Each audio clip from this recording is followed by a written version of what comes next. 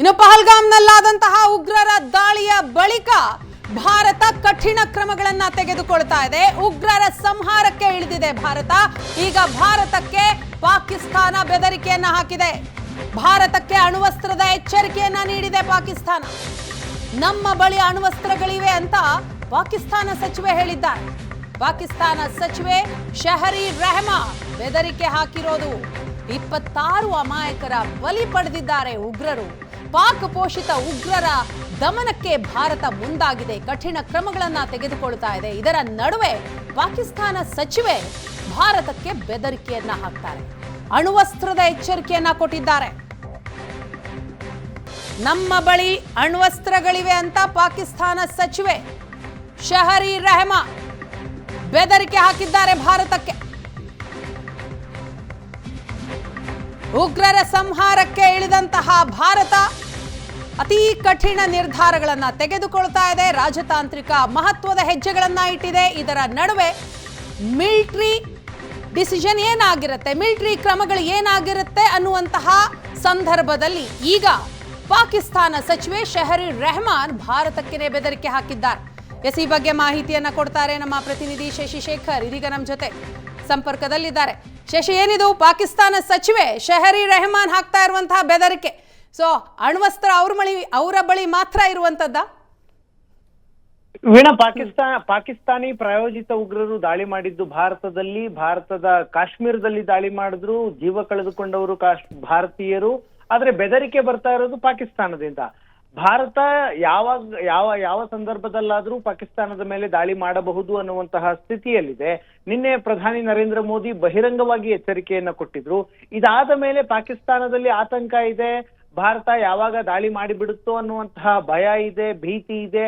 ಆ ಕಾರಣಕ್ಕಾಗಿ ಈ ರೀತಿಯಾದಂತಹ ಹೇಳಿಕೆಗಳು ಪಾಕಿಸ್ತಾನದಿಂದ ಬರ್ತಾ ಇದೆ. ಪಾಕಿಸ್ತಾನ ಯಾವಾಗ್ಲೂ ಹೇಳುತ್ತೆ ನಮ್ಮ ಬಳಿ ಅಣ್ವಸ್ತ್ರ ಇದೆ ಅಂತ.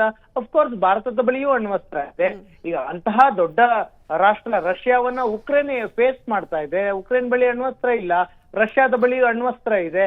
ಎರಡೂ ದೇಶಗಳ ಮಧ್ಯೆ 3 ವರ್ಷದಿಂದ ಯುದ್ಧ ಆಗ್ತಾ ಇದೆ. ಪಾಕಿಸ್ತಾನದ ಬಳಿ ಅಣ್ವಸ್ತ್ರ ಇರೋದಂತೂ ನಿಜ, ಆದ್ರೆ ಅಣ್ವಸ್ತ್ರವನ್ನ ಫೈರ್ ಮಾಡೋದಕ್ಕೆ ಮಿಸೈಲ್ ವ್ಯವಸ್ಥೆ ಬೇಕಲ್ಲ, ಅದು ಇದೆಯಾ ಅಂತ ಪ್ರಶ್ನೆ ಕೇಳಿದ್ರೆ ಪಾಕಿಸ್ತಾನದ ಯಾವ ಮಂತ್ರಿಗಳು ಆ ಬಗ್ಗೆ ಉತ್ತರವನ್ನ ಕೊಡೋದಿಲ್ಲ. ಇದೊಂದು ಭಾರತ ಯುದ್ಧ ಮಾಡುವಂತಹ ಯುದ್ಧ ಸನ್ನದ್ಧ ಸ್ಥಿತಿಗೆ ಬರ್ತಾ ಇದೆ. ಭಾರತ ಅದನ್ನ ತಪ್ಪಿಸೋದಕ್ಕೋಸ್ಕರ ಒಂದು ಫುಲ್ ಫ್ಲೆಡ್ಜ್ ವಾರ್ ಆಗಿಬಿಡುತ್ತೆ ಅನ್ನುವಂತಹ ಆತಂಕ ಇದೆ.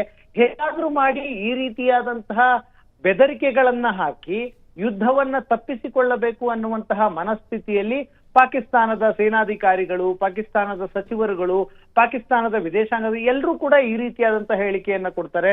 ನಾವು ರೆಡಿ ಇದ್ದೀವಿ ಯುದ್ಧಕ್ಕೆ, ನಮ್ಮ ಪ್ರಜೆಗೆ ಏನಾದ್ರೂ ಸಮಸ್ಯೆ ಆದ್ರೆ ನಾವು ಭಾರತೀಯರಿಗೆ ತೊಂದರೆ ಮಾಡ್ತೀವಿ. ಈ ರೀತಿಯ ಹೇಳಿಕೆಗಳು ಬರ್ತಾ ಇದೆ.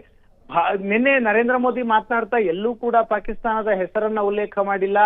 ಯಾವ ಸ್ಥಳವನ್ನ ಭಾರತದ ವಿರುದ್ಧದ ಉಗ್ರವಾದಕ್ಕೆ ಬಳಸಲಾಗಿದೆ ಆ ನೆಲವನ್ನ ಬಿಡೋದಿಲ್ಲ ಅಂತ ಹೇಳಿದ್ದಾರೆ. ಯಾರು ಸಂಚುಕೋರರಿದ್ದಾರೆ ಮತ್ತು ಉಗ್ರಗಾಮಿಗಳಿದ್ದಾರೆ ಅವರನ್ನ ಹುಟ್ಟಡಗಿಸದೆ ಬಿಡೋದಿಲ್ಲ ಅಂತ ಹೇಳಿದ್ದಾರೆ. ಪಾಕಿಸ್ತಾನದ ಹೆಸರನ್ನು ಎಲ್ಲೂ ಹೇಳಿಲ್ಲ. ಆದ್ರೆ ಪಾಕಿಸ್ತಾನದ ಜೊತೆಗಿನ ಒಂದಷ್ಟು ಸಂಬಂಧಗಳನ್ನ ಕಡಿದುಕೊಳ್ಳುವಂತಹ ನಿರ್ಣಯವನ್ನ ಭಾರತ ಮಾಡಿತ್ತು. ಇದುವರೆಗೆ ಪಾಕಿಸ್ತಾನ ಇಡೀ ಘಟನೆಯನ್ನ ಖಂಡಿಸಿಲ್ಲ. ಅಂದ್ರೆ ಈ ಪಹಲ್ಗಾಮ್ ಉಗ್ರ ದಾಳಿಯಲ್ಲಿ ತನ್ನ ಕೈವಾಡ ಇದೆ ಅಂತ ಪಾಕಿಸ್ತಾನ ಸ್ವತಃ ಒಪ್ಕೊಳ್ತಾ ಇದೆ. ಆ ಕಾರಣಕ್ಕಾಗಿ ಈಗಾಗಲೇ ಭಾರತ ಯುದ್ಧ ಸನ್ನದ್ಧ ಸ್ಥಿತಿಯಲ್ಲಿದೆ. ಒಂದಷ್ಟು ಯುದ್ಧ ತಾಲೀಮನ್ನ ಮಾಡಲಾಗ್ತಾ ಇದೆ. ಇದೆಲ್ಲದರಿಂದ ಪಾಕಿಸ್ತಾನದಲ್ಲಿ ಭೀತಿ ಇದೆ, ಯಾವ ಕ್ಷಣದಲ್ಲಿ ಏನಾದ್ರೂ ಆಗಬಹುದು ಅನ್ನುವಂತಹ ಆತಂಕ ಇದೆ. ಯಾಕಂದ್ರೆ ಉರಿ ದಾಳಿ ಆದ ನಂತರ ಸರ್ಜಿಕಲ್ ಸ್ಟ್ರೈಕ್ ಆಯ್ತು, ಪುಲ್ವಾಮಾ ದಾಳಿಯಾದ ನಂತರ ಏರ್ ಸ್ಟ್ರೈಕ್ ಆಯ್ತು.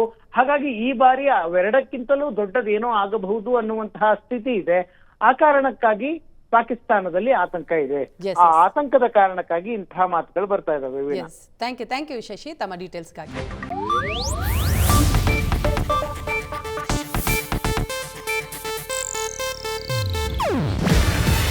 ಇದು ಏಷ್ಯಾನೆಟ್ ನ್ಯೂಸ್ ನೆಟ್ವರ್ಕ್ ಪ್ರಸ್ತುತಿ. ನೀವು ನೋಡ್ತಿದ್ದೀರಾ ಏಷ್ಯಾನೆಟ್ ಸುವರ್ಣ ನ್ಯೂಸ್.